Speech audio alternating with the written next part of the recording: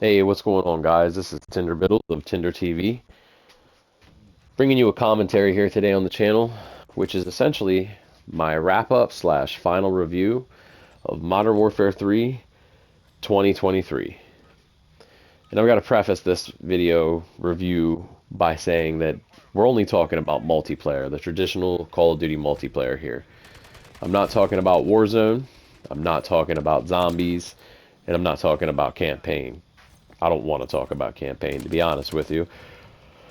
But that's another topic for another day. We're here today to review and talk about the good, the bad, and the ugly with Modern Warfare 3 2023's multiplayer.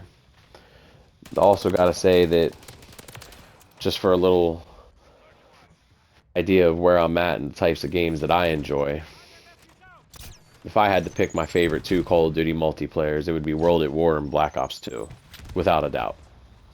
Those two are in a tier of their own for me, so take that as you will.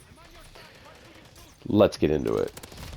Starting off with the positives here, I gotta say that when the game first came out, the common thing that was in the community and that I even thought was that, it was just a glorified DLC.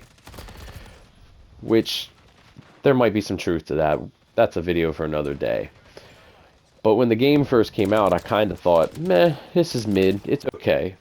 And I figured that if you asked me at this point, talking about if you asked me at the beginning of the game's life cycle what I would think of it, what my final review would be at the end, I would have said I'll probably say it's mid. Because we've been playing Modern Warfare a lot lately. We played Modern Warfare 2019. Vanguard was basically that with a reskin. We had Modern Warfare 2, and then this, which is quote-unquote a glorified DLC to that, and either way, a sequel to that that is running on the same engine and looks similar. So, at first, I didn't think it was going to be great, and I wasn't really overly excited. But once the game came out, the positives for it are, it still looked good, because Modern Warfare 2 did look good. But Sledgehammer went ahead and made a bunch of changes that were almost all unanimously positive. Red dots back on the minimap by default. You don't need a perk for it. You don't need a UAV. They're just there if you're firing an unsuppressed weapon. They brought back dead silence as a perk, so you can run it all the time if need be, in the form of covert sneakers. They also lowered the default footstep volume, so that way it doesn't sound like a Clydesdale running full speed at you when you're just walking around a corner 30 feet away. They also made the time to kill longer, which I thought actually was in a near perfect spot. Which brings me in to the next point, which is gun balance is in the positive. I actually thought that though some DLC weapons, as they tend to do in Call of Duty, released overpowered or broken in some way or another, they always end up patching them. And then, how I look at it now today, the game has really good weapon balance. There are so many weapons or so many different setups that you can use that are all viable in multiplayer. I'm sitting here thinking of just the assault rifles. The MCW has always been king. The SVA has always been great. The Holger's always been solid. The STG is great. There are several Modern Warfare 2 guns that are actually underrated. The M13B, the M4. There's also plenty of SMGs.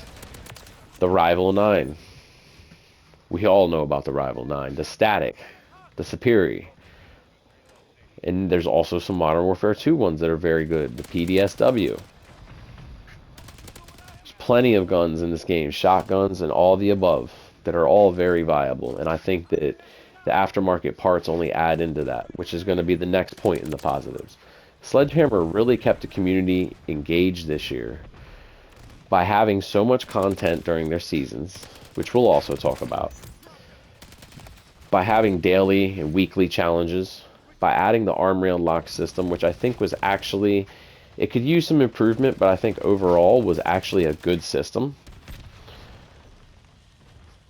And I think that overall, the aftermarket parts especially the weekly challenges for these really kept the game interesting and fresh. Some of them were just like getting a brand new weapon. Some of them were like having a goofy gimmick. Some of them were meant for just pure fun. Some of them were meant for challenging yourself. But they were all something different and unique for the most part, though there were a few duds. And a few that might have launched bad that they had to bring up, or a few that actually launched overpowered that they had to bring down. As a whole, by and large, the aftermarket parts was great. And it made it so that it seemed like so many more weapons in the game than what we actually did have in the game. I also think that another big positive was that, for the most part, the maps were great in this game. We launched with the original 16 Modern Warfare 2 maps. And we also had several maps, I think it was 6, 7, or 8, that carried over from last year's Modern Warfare 2 as well. The better ones, at least. Like, I think Farm 18 is fantastic, by the way. And of course, there's bangers in the original 16 Modern Warfare 2 maps as well. I might be a little biased, but I really enjoy Afghan. But even the DLC maps, the quality of those, at least for the most part, there were a few duds, a few that I didn't really like. But by and large, I thought that those were also fantastic. Meat is a great map. I think Checkpoint is a great map. There are so many maps that were added to this game. I love the sheer amount of just maps that we have to pick from. We have the original 16 Modern Warfare 2 maps. We've got, I believe, 8 maps from last year's Modern Warfare 2, 2022. We have 1 or 2 maps from Modern Warfare 3, the original one. We have 18 brand new post-launch DLC maps. We've got 18 total map variants in the game as well. And that's before you even talk about the gunfight maps, or the war maps, or the ground war maps. Sledgehammer did drop the ball on seasonal content when it comes to the war and ground war maps. But as a whole, by and large, this game had a lot of maps to play on, which makes the game feel fresh. You always have something to play on. It's not like you're grinding the same thing over and over and over again. And I really got to commend them on that. Sledgehammer really knocked it out of the park this year.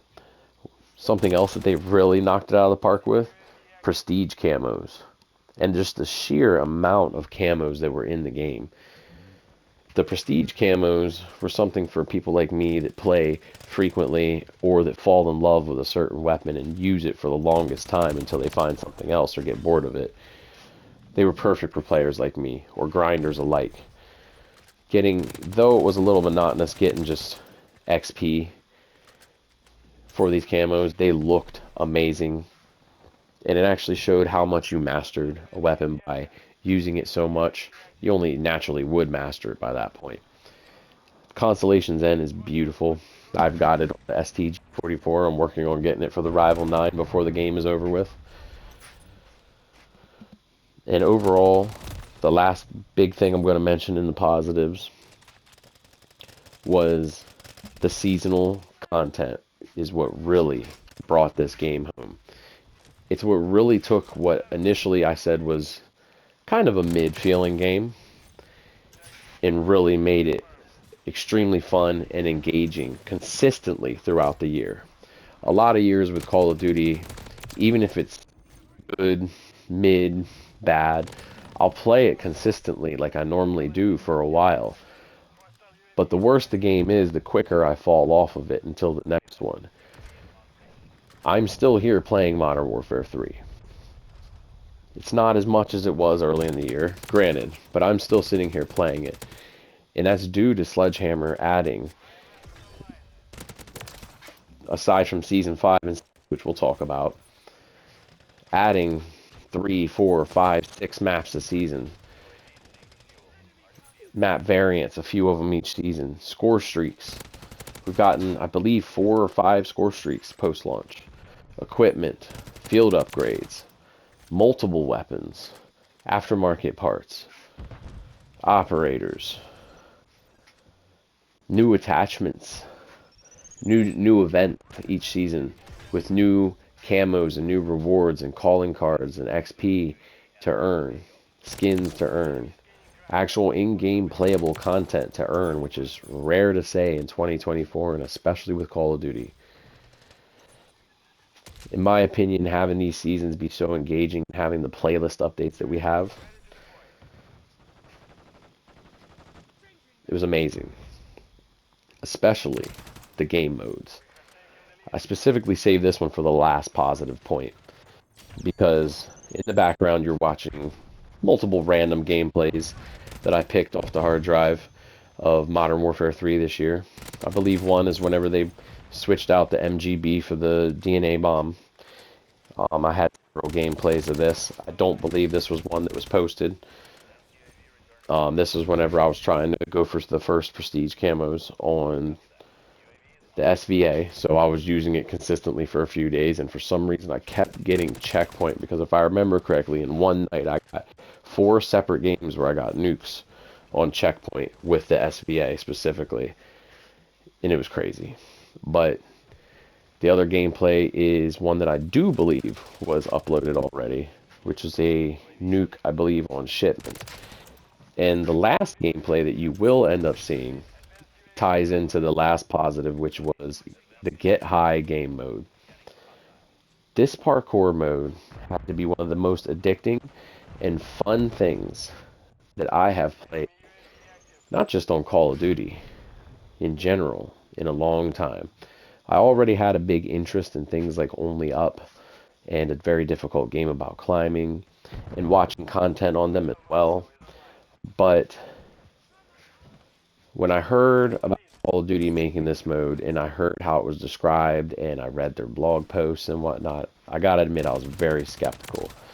But once I got into it, everything from the aesthetic to the music, just the colors, the vibe generally going on in the game, how chill it was, as well as how addicting and challenging it was to keep getting better times and getting to the top faster and faster, especially whenever you're in there with friends and you're racing them as well.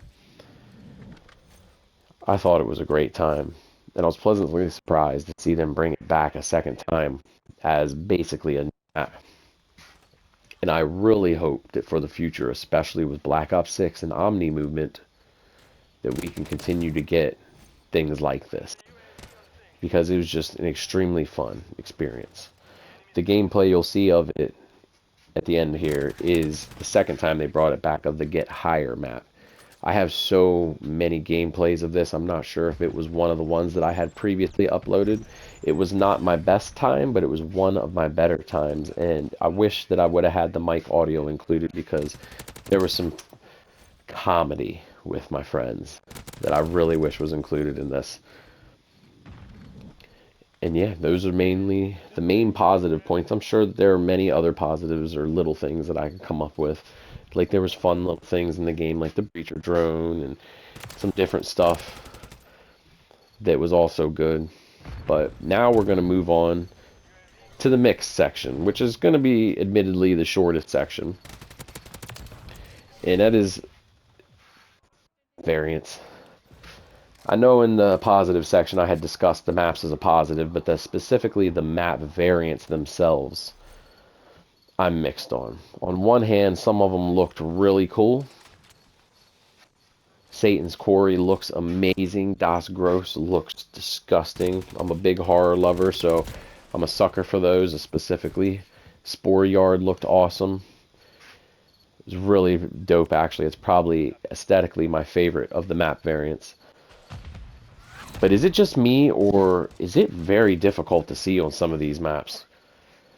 I just felt like that even though Quarry, performance-wise, is one of my best maps, Satan's Quarry, for example, was one of my worst.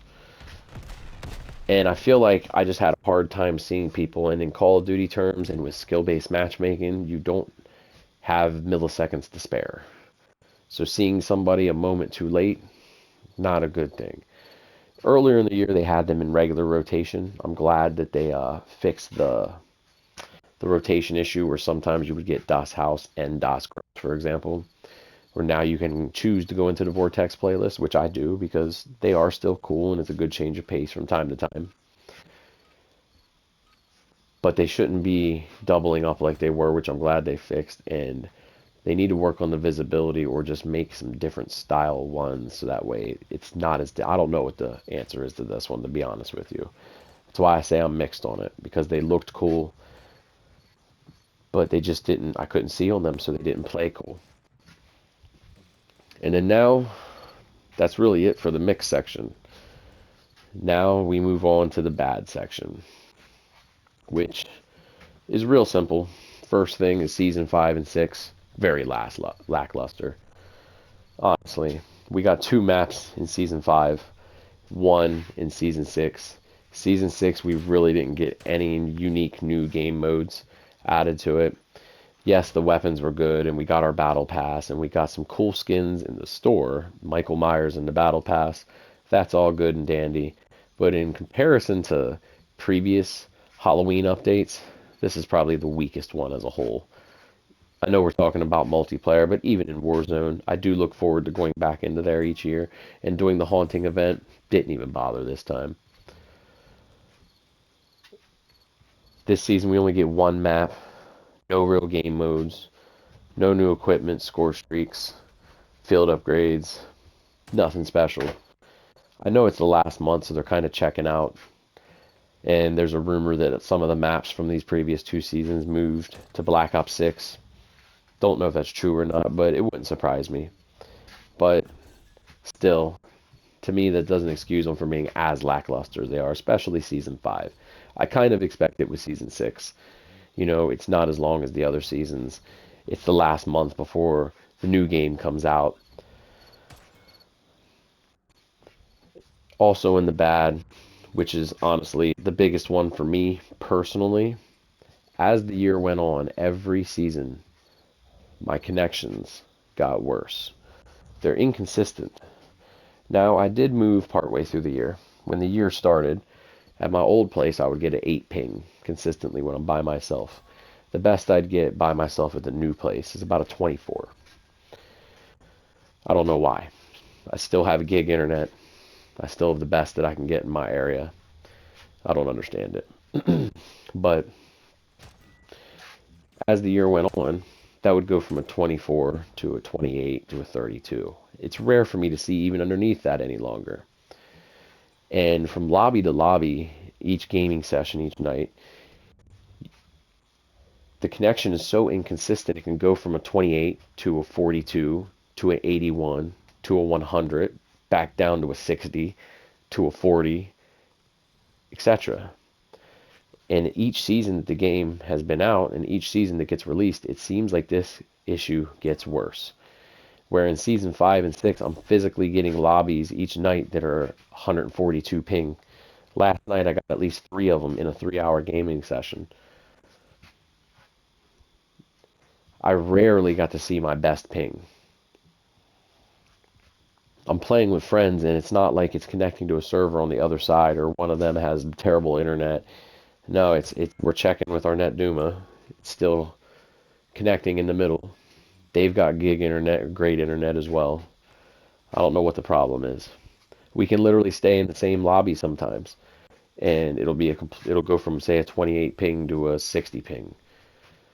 People will be talking about hitching and lagging. My friends are having packet burst. I see that as a common complaint online as well. Though I rarely deal with packet burst, I probably see it pop up twice a night in a gaming session. Mind you, I play probably 4 or 5 days a week, anywhere from 2 to 5 hour sessions. Normally the longer ones are on the weekends because I do work. But that shouldn't be happening.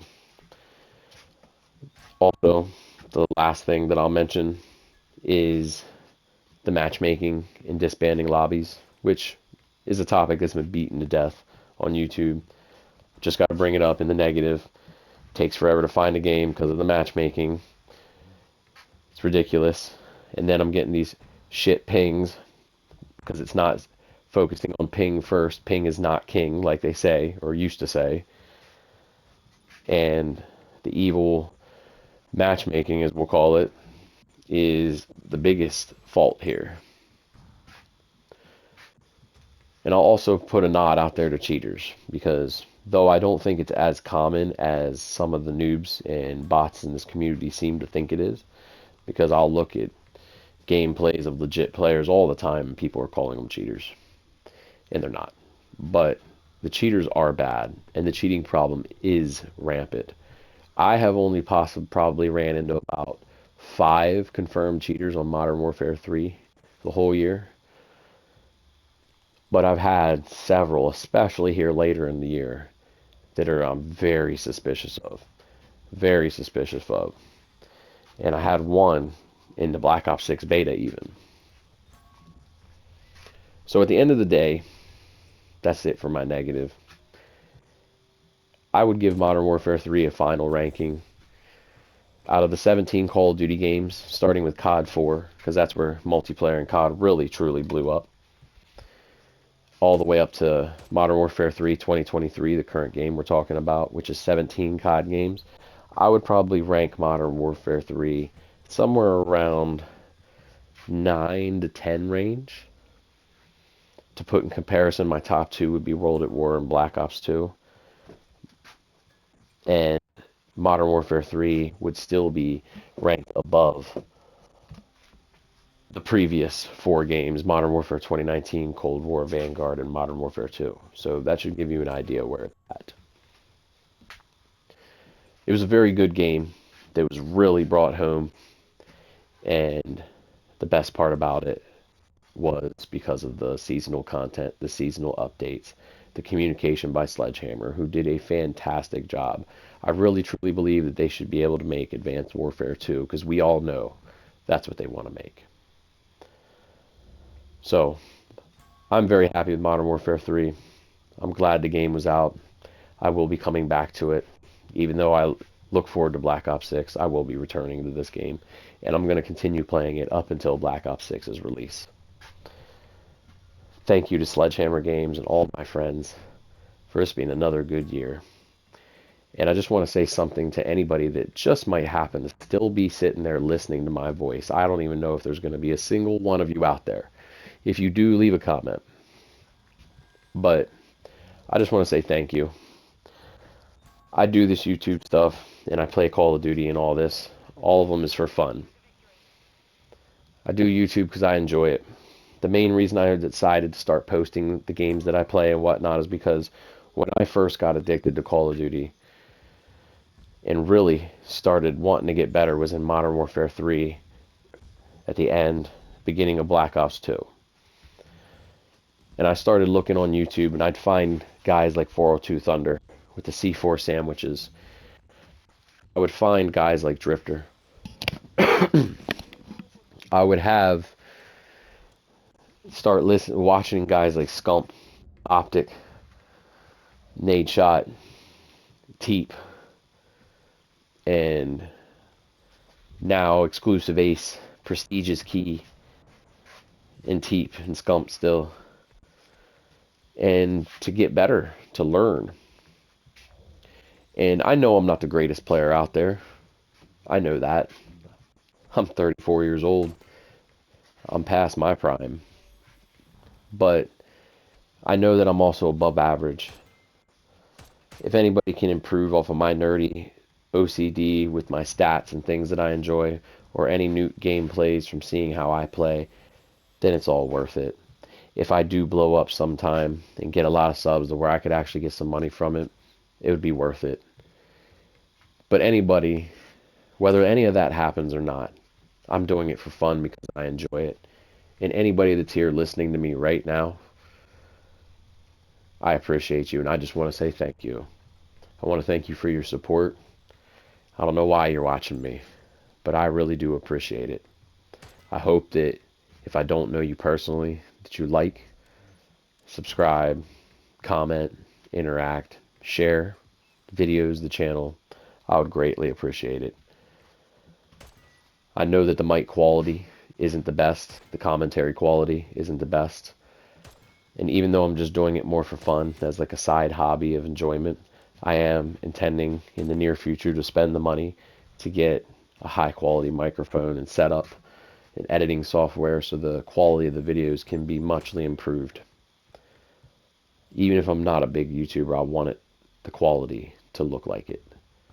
So at the end of the day, Modern Warfare 3 was a great game. I really did enjoy it. I was pleasantly surprised. And thank you to anyone that actually sitting here listening to my voice right now. Like I said, I don't know why you are, but I do greatly appreciate your support. Like and subscribe. This is Tinder Biddles. I hope you all have a blessed day and enjoy the rest of the Get High gameplay.